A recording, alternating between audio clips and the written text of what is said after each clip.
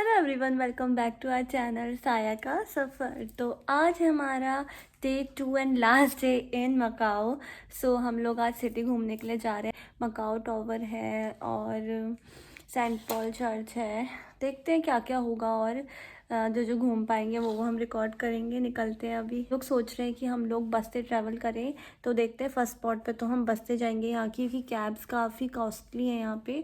तो let's see कैसे हमारा प्लान बनता है, मैं आपको अपडेट करती रहूँगी। तब तक के लिए पूरे ब्लॉग को देखिए और प्लीज़ मेरे चैनल को सब्सक्राइब ज़रूर करना, लाइक कमेंट एंड शेयर करना।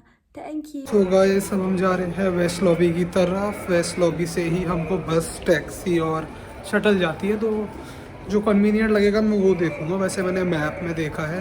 फ्रेंड्स, हमने तो ले ली है कैब, क्योंकि मुझे नहीं समझ आ रहा था बस स्टैंड कहाँ है, या ना ये समझा पा रहे थे शायद। एक्चुअली यहाँ पे ना किसी को भी इंग्लिश नहीं आती है, वो कुछ नहीं समझा पा रहे, बस जगहों के नाम बोल रहे हैं and walk, run, up, down, that's it, और कुछ नहीं बोल पा रहे हैं। मतलब बोलते हैं कि आप फेरी टर्मिनल जाओ, बस लो, फिर वहाँ से दूसरे होटल की बस लो, वहाँ से पहले चले जाओ। इतना टाइम तो है, इसी में आधा टाइम निकल जाएगा, फिर आप घूम क्या पाओगे, इतनी दूर आए हो। मकाओ के लिए अगर ऑप्शन मिले तो क्लूक वगैरह पे सिटी टूर के ऑप्शन होते हैं। मेरा पूरा बुक हो गया था तो मेरे को मिल नहीं पाया।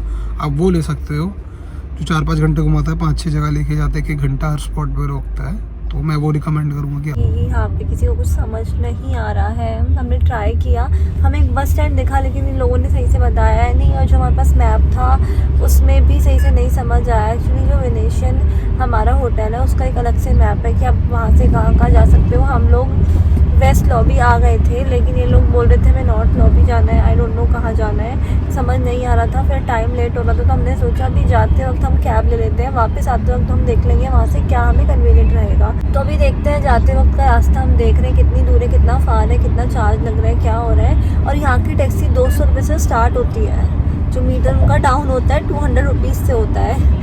सो देख ही रहे हो आप कितना कॉस्टली है, बट स्टिल ठीक है, फर्स्ट टाइम हम लोग आए हैं तो थोड़ा सा ढूंढने में, जानने में टाइम लग जाता है, बट स्टिल इट्स गुड। और सिटी की वाइब तो है ही अच्छी, रात में और अच्छी हो जाती है, दिन में भी अच्छी है, पीसफुल है। बट मुझे यहाँ का पानी सही से सूट नहीं करा, क्योंकि मैंने कल यहाँ पे हेयर वॉश किया, मेरे बाल फ्रिजी से हो गए, आप देख रहे हैं। अब तक की किसी वीडियो में इतने फ्रिजी नहीं थे, लेकिन हांगकांग का वाटर तो इतना इतना इतना अच्छा था कि मतलब मैं वहाँ 2-2 बार नहाती थी और इतना अच्छा फील होता था। वहाँ का पानी मुझे ज़्यादा अच्छा सूट किया। आई नो मकाओ और हांगकांग इतना दूर नहीं है, लेकिन आई डोंट नो, यहाँ का पानी से मेरे बाल बहुत ख़राब से हो गए हैं। कल मैंने वॉश कर लिए थे, फ्रिजी से उड़ रहे हैं, रफ से हो रहे हैं, लेकिन जब मैंने वहाँ बाल 2 बार धोए हैं हांगकांग में, तो 2 बार हेयर वॉश से मेरे बाल जो इतने स्मूथ एंड सिल्की हो गए, इतना अच्छे फील हो रहे थे बाल।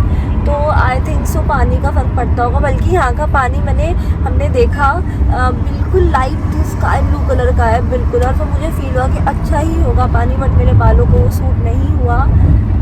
ठीक है, बट वाइब तो बहुत क्लियर है, विदाउट पॉल्यूशन, क्लियर, साफ़ सुथरा, सुंदर, अच्छी ब्रीथिंग अच्छी होती है आपको। आपकी अब जितना भी वॉक करो आपकी इतनी सांस नहीं फूलेगी। और दिल्ली में हम लोग थोड़ा सा चलते हैं हमारी सांस फूल जाती है, यहाँ हम इतना वॉक कर रहे हैं, इतना वॉक कर रहे हैं, मैं आपको बता नहीं सकती। हमारा होटल ही इतना बड़ा है कि वहीं आप उतरते चढ़ते में इतनी वॉक हो जाती है कि 2-3 किलोमीटर वहीं चल जाते हो आप।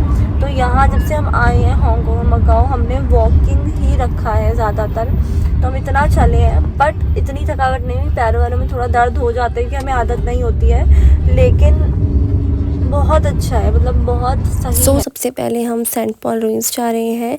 तो वहाँ पहुँचते एक सबसे क्यूट चीज़ हमारे साथ हुई कि वहाँ पे एक पर्सन आए और उन्होंने हमसे बोला कि हमें आपके साथ सेल्फी लेनी है, तो उन्होंने हम दोनों के साथ फ़ोटो क्लिक करी। वो बहुत ही स्वीट थे। हाय। हम लोग अंदर जा रहे हैं। यहाँ पूरी मार्केट लगी हुई है, क्योंकि एज़ यू नो क्रिसमस आने वाला है, पूरी क्रिसमस वाइब, तो उसी वजह से पूरा क्रिसमस की डेकोरेशन हो रखी है। और यहाँ की मार्केट बहुत ही अच्छी है। यहाँ पे काफ़ी सारे प्लाजा और छोटे छोटे शॉप्स, ब्रांडेड शॉप्स वगैरह बने हुए थे, बट यहाँ पे काफ़ी भीड़ थी। जैसे कि मैंने देखा यहाँ पे काफ़ी ज़्यादा टूरिस्ट आ रखे थे, और यहाँ पे खाने के भी काफ़ी प्यारे प्यारे ऑप्शंस थे, बट ज़्यादातर नॉनवेज था। तो हम लोग तो नॉनवेज नहीं खाते, तो हमने ट्राई नहीं किया था। बट यहाँ पे मुझे बहुत क्यूट सा आइसक्रीम कॉर्नर दिखा, तो हमने यहाँ से आइसक्रीम ली, और जो हमने फ्लेवर लिया है वो है चॉकलेट एंड पीच मैंगो। ये जो एरिया है काफ़ी बड़ा है, बहुत बड़ा स्क्वायर है, यहाँ पे काफ़ी सारी चीज़ें बनी हुई हैं, काफ़ी हिस्टोरिकल बिल्डिंग्स एंड कॉर्नर्स थे, बट हमने नहीं देखे क्योंकि वॉकिंग काफ़ी है। सो फाइनली हम लोग पहुंच गए हैं सेंट पॉल रूइंस में। ये मकाऊ का सबसे ऐतिहासिक चर्च कह सकते हैं, वेस्टर्न वर्ल्ड का सबसे ऐतिहासिक कॉलेज जहां वेस्टर्न एजुकेशन स्टार्ट हुई थी, हायर एजुकेशन स्टार्ट हुई थी। ये एक चर्च भी था, लेकिन ये जल गया था और जलने की वजह से सिर्फ इसकी आगे की जो ये इमारत है यही खड़ी रह गई और पीछे से वो पूरा जल गया। इसलिए भी इसको बहुत ऐतिहासिक माना जाता है, क्योंकि टूरिस्ट यहाँ पे बहुत टूरिस्ट आते हैं। तो आप देख सकते हैं जो सारी चीज़ें यहाँ पे टूट गई थी उन सबको कैसे प्रिजर्व इन्होंने कर रखा है, और ये बहुत ही पुराना है तो इसलिए टूरिस्ट के लिए बहुत बड़ी अट्रैक्शन बन जाता है ये। पहले देखने में ऐसा था और जैसे जैसे मॉडिफिकेशन इसकी होती गई है टाइम के साथ साथ, तो ये ऐसा दिखने लग गया। सो जो कुछ टुकड़े नीचे रह गए थे उनको नीचे रख के और ऊपर से प्रिजर्व कर दिया है, ताकि जो पुरानी चीज़ें हैं उसमें वैसी की वैसी ही रहे। सो गाइस अब हम यहाँ से जा रहे हैं मकाओ टावर। हमने कैब ले ली थी ऊपर से ही। ऑनेस्टली मकाऊ की वाइब बहुत ही अच्छी है, वहाँ पे सारी चीज़ें इतनी एंटीक और इतनी एस्थेटिक है, मुझे बहुत अच्छी लग रही है। सो गाइस अब हम जाने वाले हैं मकाऊ टावर। इसकी टिकट भी हमने एक लुक से कर दी थी। तो अब देखते हैं कैसे होने वाला है। ऑब्जर्वेशन डेक होगा वहाँ पर, वहाँ से पूरा मकाऊ दिखेगा। तो लेट्स सी, होपफुली मज़ा आएगा पूरा मकाऊ देखने में। तो मकाऊ टावर इसलिए भी फेमस है क्योंकि उसको वर्ल्ड की सबसे ऊंची कमर्शियल बंजिंग जंपिंग कहा जाता है। सो लोग यहाँ पे बंजिंग जंपिंग के लिए आते हैं, तो हम लोग एक्साइटेड थे वो देखने के लिए। अब हम लोग ऊपर जा रहे हैं। We hope you will enjoy your visit to this 338-meter iconic landmark. This elevator ascends at 5 meters per second and takes 50 seconds to reach the observation level, where you can. So this is our view, मतलब पूरा मकाऊ दिख रहा है यहाँ से। इतना beautiful, इतना ज़्यादा ब्यूटीफुल, आप देख सकते हैं पूरा ओशन दिख रहा है, बिल्डिंग्स दिख रही हैं और यहाँ से हो रही है वर्ल्ड की सबसे ऊंची बंजी जंप। ऑनेस्टली मेरे को तो बहुत ही डर लगता है, मैं अब ये सब चीज़ें नहीं कर सकती। पहले मैंने बहुत चीज़ें की हुई हैं, पैराग्लाइडिंग, और बट स्टिल मैं अभी नहीं कर सकती। मेरे को तो बहुत डर लग रहा था और साहिल करने का मन था, बट मैंने उनको नहीं करने दी क्योंकि मुझे बहुत डर लग रहा था। और वहाँ जाके आप सेल्फी भी क्लिक करा सकते हैं। सो बहुत लोग कर रहे थे, बहुत सारी यहाँ पे वो सिखाते भी हैं आपको क्या क्या आपको प्रिकॉशंस लेने होते हैं, पूरा आपका टेस्ट होता है एंड देन वो आपको कराते हैं।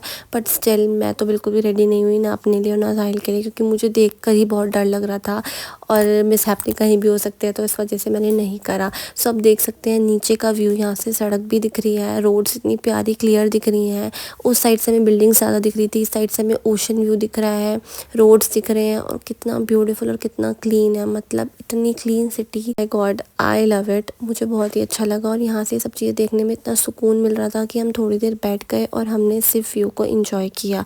सो मकाऊ टावर बहुत ही सुंदर था, वहाँ से पूरा मकाऊ की वाइब दिख रही थी। तो मकाऊ टावर के बाद हम आ गए हैं स्टूडियो सिटी होटल में।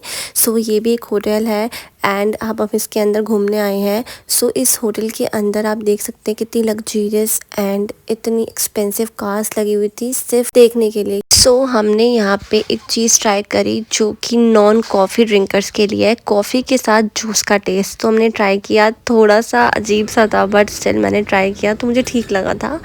जो स्टूडियो सिटी है यहाँ पे काफ़ी टाइप के स्टूडियोज़ बने हुए हैं छोटे छोटे, तो इसकी वाइब ऐसे थी कि आपको छोटे छोटे बैकड्रॉप्स हर जगह देखने को मिलेंगे, आप वहाँ फोटोज़ और वीडियोज़ क्लिक करा सकते हैं। तो यहाँ पे भी पूरा क्रिसमस वाइब, पूरा क्रिसमस का ही थीम बना होता है। और जो यहाँ की होटल्स है वो पूरे मॉल से कम नहीं है, पूरा शॉपिंग मॉल टाइप से सारे लग्जरी ब्रांड आपको यहाँ मिलेंगे। यहाँ मुझे LV का पूरा एक एग्जीबिशन देखने को मिला था बट मैं वो शूट नहीं कर पाई। सो गाइस अब हम अपने होटल में आ गए हैं वेनेशिया में गंडोला राइड के लिए। तो अभी साइल टिकट ले रहे हैं गंडोला राइड के लिए, यहाँ से स्टार्ट होगी gondola ride,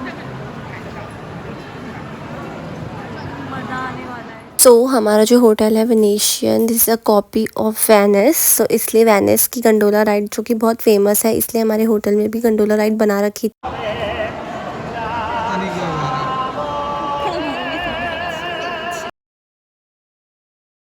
Guys, we are on Gondola. देख सकते हैं आप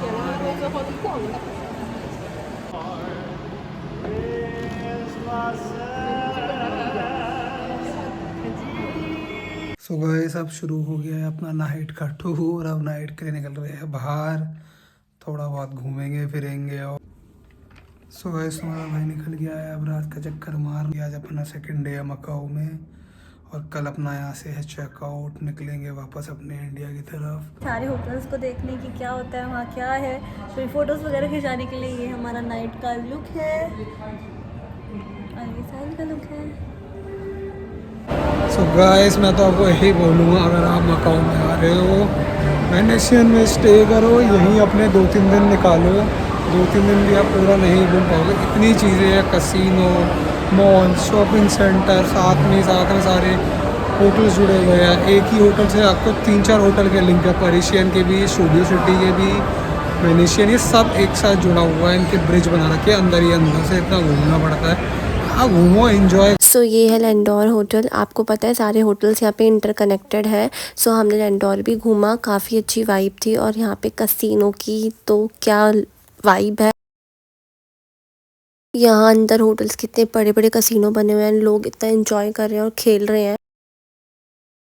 सो लास वेगस भी कहा जाता है मकाओ को, लेकिन लास वेगस से ज़्यादा रेवेन्यू जनरेट करता है मकाओ। बट स्टिल मकाओ बहुत ही अच्छा है, बहुत अच्छी वाइब है। सजेस्ट करूँगी कि आपको ज़रूर आना चाहिए मकाओ। अगर आप हांगकांग आते हैं तो मकाओ ज़रूर आना। So this is the end of our Hong Kong and Macau series vlogs. So बहुत ही मज़ा आया इस ट्रिप पर। I hope you like my all vlogs.